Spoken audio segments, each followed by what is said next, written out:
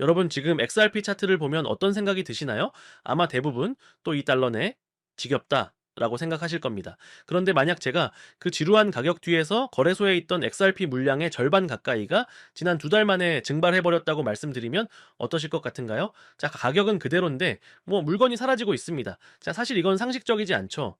자, 그래서 오늘은 이 기이하고 모순적인 현상의 본질을 파헤쳐 드리겠습니다. 지금 XRP 시장 수면 아래에서 벌어지는 일, 그리고 월가와 기관들이 진짜로 무엇을 준비하고 있는지 알게 되신다면 지금의 XRP 가격이 다르게 보이실 겁니다. 현재 시장에서 이상한 일이 벌어지고 있습니다. 이 가격은 2달러 박스권에 꼼짝없이 갇혀 있는데 시장의 XRP 물량은 급격하게 증발하고 있죠. 지난 2달 사이에만 거래소에 있던 물량의 45%, 거의 반 토막이 사라졌습니다. 그런데 가격은 그대로죠. 이게 말이 된다고 생각하시나요? 이건 단 하나의 사실을 가리킨다는 겁니다. 누군가 보이지 않는 거대한 손이 시장 참여자들이 눈치채지 못하게 조용히 그리고 엄청난 규모로 XRP를 흡수하고 있다는 강력한 증거입니다. 기술적 분석으로 봐도 지금은 매우 중요한 변곡점이라는 거죠. 현재 XRP는 2.22달러와 2.20달러 사이의 강력한 박스권 안에서 대칭 삼각형 패턴을 만들고 있습니다. 교과서적으로 이런 패턴은 엄청난 에너지를 응축했다가 한쪽 방향으로 폭발하는 전형적인 신호인데요. 단기적으로는 21.120달러 저항선을 뚫는 것이 중요하며 만약 이 구간을 시원하게 돌파한다면 1차 목표는 23.60달러까지 열려 있다고 볼 수 있습니다. 지금은 폭발을 앞두고 최대한 에너지를 모으는 구간인 거죠. 그리고 또 중요한 한 가지. 60일 단 2달 만에 거래소 재고 45% 급감. 상식적으로 물량이 반토막 나면 가격은 폭등해야 정상입니다. 하지만 가격은 제자리 걸음이죠.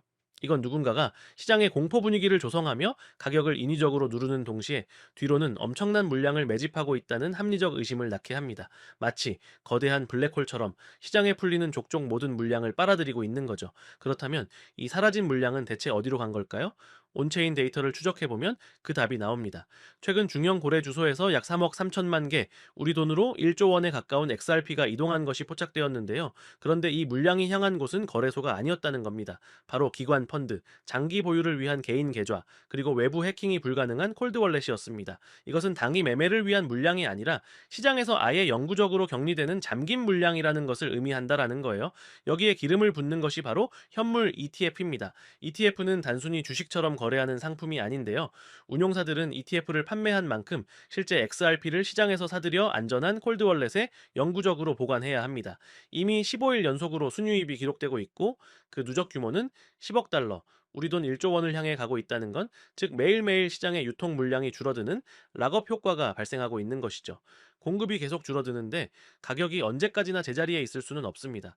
더 놀라운 것은 나스닥에 상장된 10개 이상의 기업들이 XRP를 자신들의 재무자산으로 공식 편입했다는 사실입니다. 에보노스, 이본 같은 회사는 무려 10억 달러, 10조 원이 넘는 규모의 XRP 매집 계획을 발표했죠. 이들은 왜 이 시점에 이런 결정을 했을까요? 이것은 단순한 투자가 아닙니다. 앞으로 다가올 클래리티 법안과 같은 규제 환경 변화에 대비해 전략적으로 물량을 선점하는 준비 단계에 들어선 것이죠. 그렇다면 왜 이렇게 좋은 신호들이 많은데도 가격은 오르지 않는 걸까요?